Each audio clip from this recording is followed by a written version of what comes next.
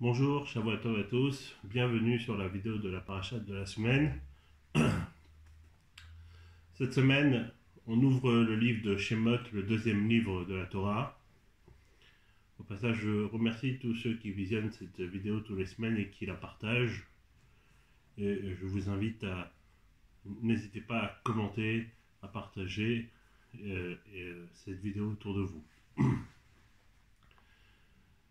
Dans la paracha Shemot va commencer par l'énumération des noms des enfants de Yaakov.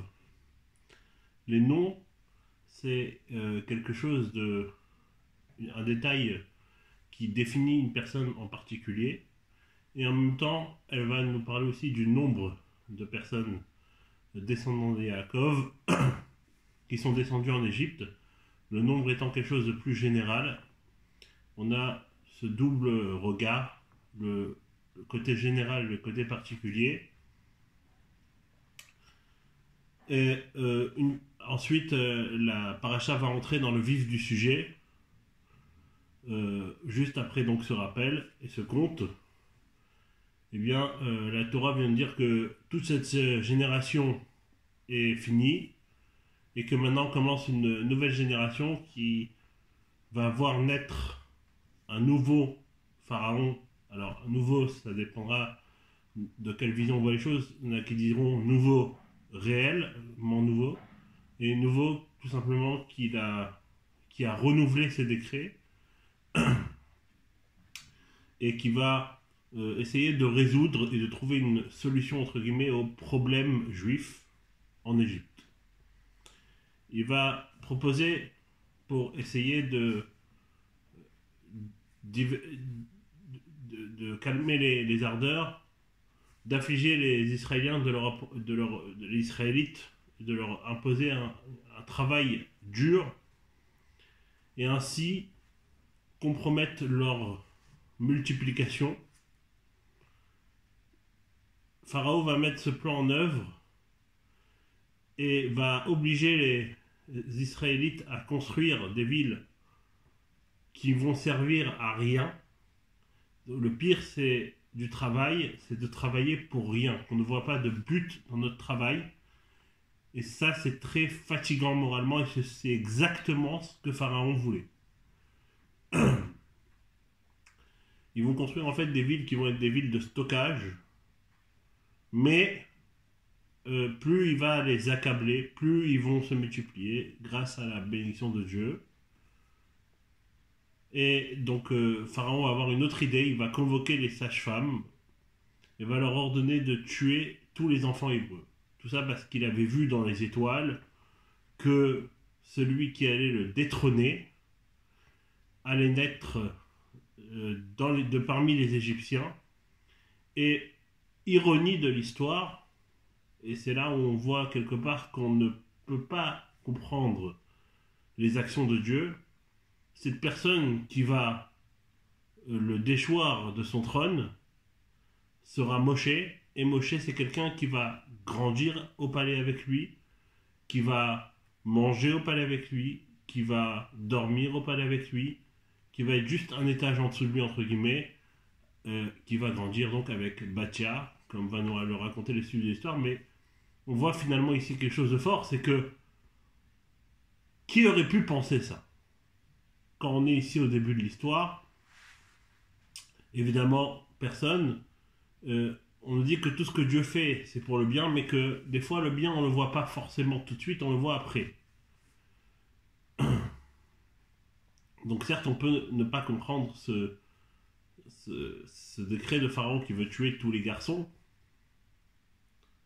mais on va voir que la finalité, comme on l'a dit, va être bonne. Dieu va récompenser aussi ces sages-femmes qui seront en fait la sœur et la mère de Moshe aussi, et va leur donner des récompenses, notamment grâce à ça, Aaron aura la Keuna.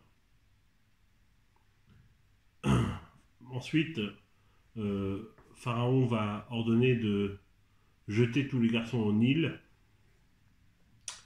Et Moshe étant né 3 mois avant son terme, C'est-à-dire, les grossesses étaient surveillées de manière à ce que, au terme, on surveillait bien si l'enfant était jeté correctement au Nil. Mais Moshe était né 3 mois avant. Et donc, la mère de Moshe l'a caché pendant 3 mois, mais après, elle ne pouvait plus le cacher.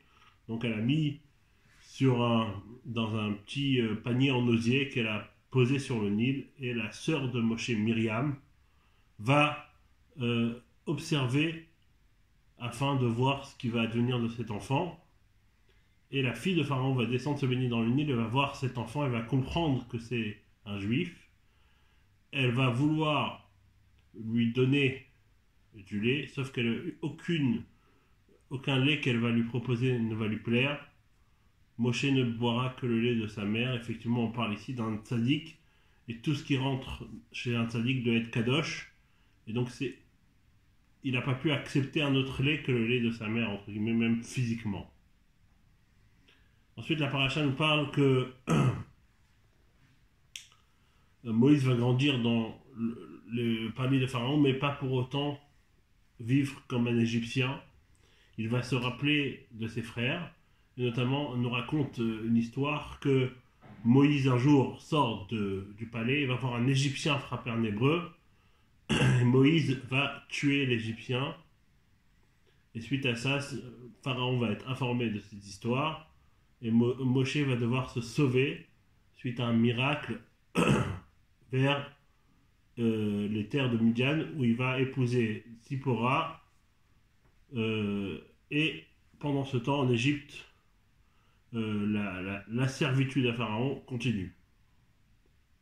Ensuite, la paracha nous raconte que Moshe était un berger, et que là il va promener le berger le troupeau de Yitro, et là il va voir une scène la fameuse scène du buisson ardent, un buisson qui brûle mais qui ne se consume pas.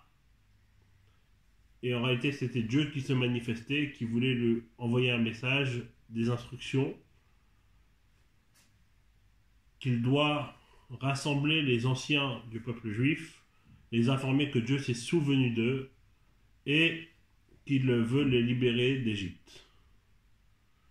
Alors, Moshe va demander des signes et Dieu va lui donner 3 miracles à accomplir devant les Israéliens pour qu'ils soient cru. Et ensuite, Moshe va demander quelque chose de un peu étonnant, on va dire, il va demander le nom de Dieu.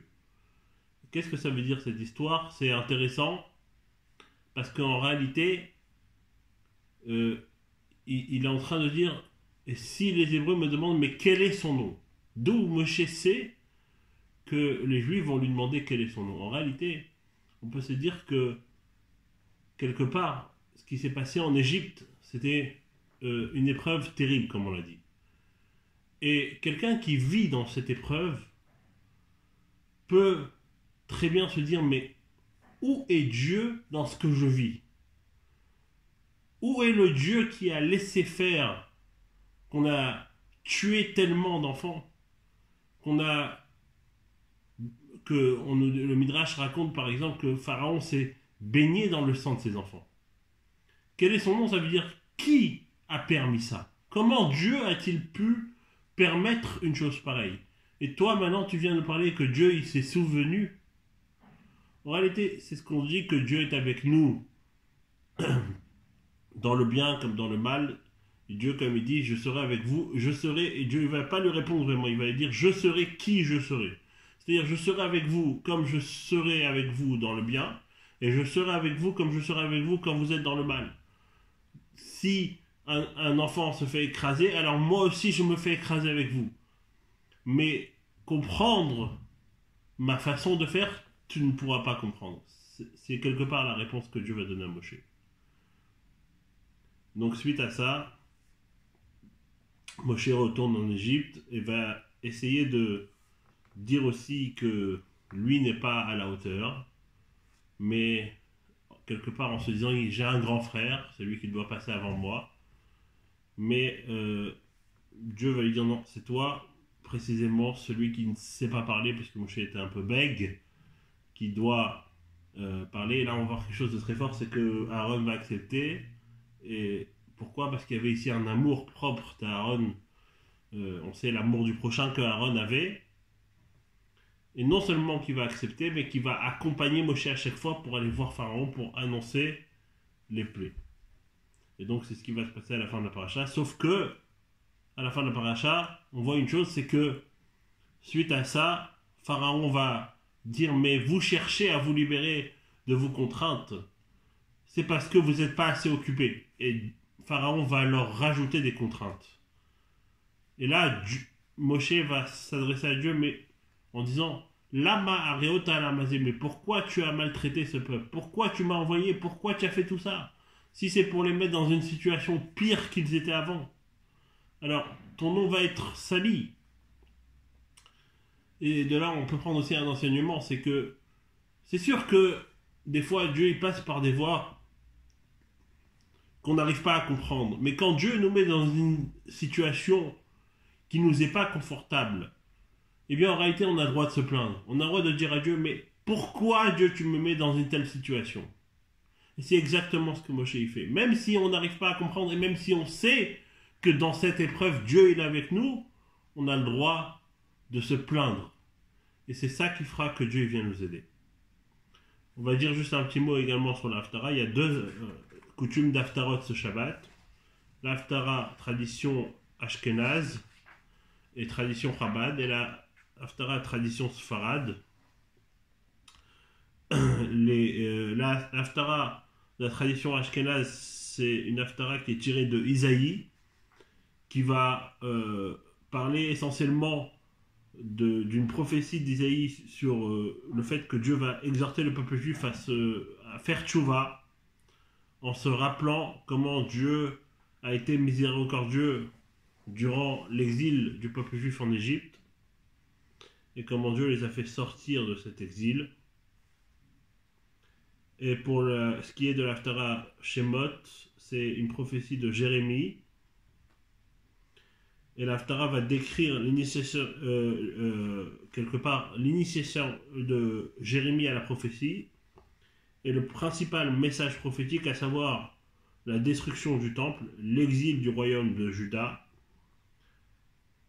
Et Dieu va prévenir Jérémie que son message ne va pas être bien reçu, mais qu'il ne doit pas être découragé, et qu'au cœur de ces prophéties de malheur, il reste que Dieu aime son peuple et c'est ce qu'il doit transmettre.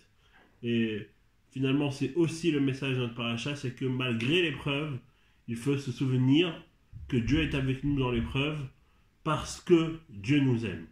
Voilà une manière de surmonter une épreuve en se disant que Dieu, même si je suis dans cette épreuve, Dieu est avec moi et Dieu m'aidera, lui, à me relever de cette épreuve. Que Dieu fasse qu'on sorte très rapidement de l'épreuve que nous connaissons et que nous puissions voir la reconstruction du temple à Jérusalem très bientôt. Amen. Shabbat shalom à tous. Des bonnes nouvelles.